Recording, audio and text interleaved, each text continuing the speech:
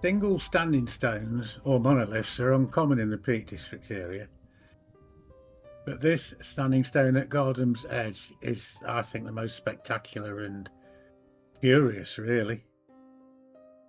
It stands at over 1.5 meters high, and its unique tilted appearance actually seems to change depending on which angle you view it from. And at some angles it just gives the appearance of a demon head. Now, this anthropomorphic look may have been why our ancestors chose it. Was it a tribal totem or guardian figure? Some people think it's possible that the stone is contemporary with the rock art on the moor from the Mesolithic age, but I think more popular idea is that it was early Bronze Age. Either way, it suggested that the alignments are amazing for such an early time in our history. But this standing stone surely predates the surrounding settlements, and I'm sure it would have been a focal point where small communities will gather at seasonal times of importance. Now, it's made from millstone grit, which is typical of the area, and seems to have been selected for its triangular shape, and the north-facing side is rather flat, with only markings caused by erosion from rainwater.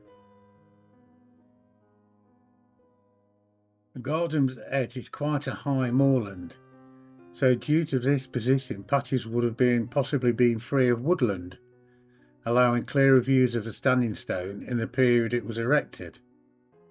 In the Paleolithic and Neolithic age, not all of England was densely wooded. Apparently, high moorland could have been treeless, according to experts.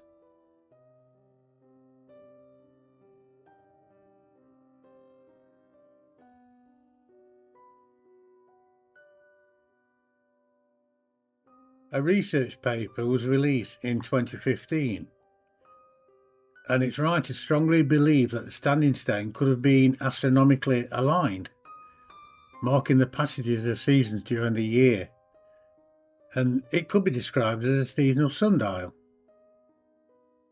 Not intending to mark local time during the day or exact dates during the year, but more like a seasonal marker. I'll add a link in the description for anybody who wants to read it. It's quite interesting. And they think that shadow casting allows the stone to display cosmological knowledge, such as death and rebirth of the sun, leading to the solstice ceremonies. For example, if I can explain it, the north-facing side will always be illuminated on the day of the summer solstice, and it will extend the illumination period for several days before and after the solstice. And this so-called seasonal sundial indicates the winter half of the year by having its north-facing side cast in permanent shadow. And only after the equinoxes will the north side become partly illuminated during the mornings and evenings. In Britain, there are, I think, only two other possible examples of intentional use of shadow patterns, and they're found at Newgrange, which follows seasonal shadow movement caused by the illumination of its passage and chamber by the rising sun. And there's the standing stones surrounding Clava Cairns in the northeast of Scotland. And they could have cast a shadow onto the centre cairn to make a seasonal calendar. There may be others, but not been recognised yet. Now, it's said that it's difficult to rule out a chance of accidental alignment, but the presence of packing stones around the stone strongly indicates intentional erection and alignment. And the chances of the stone being a glacial erratic is highly unlikely, since it's representative of the bedrock in the area. And the very angular shape of the stone strengthens the choice of the stone as being used for a specific purpose. And I also read that a study of erosion of the gritstone allows for the possibility that the standing stone was astronomically aligned during the late Neolithic.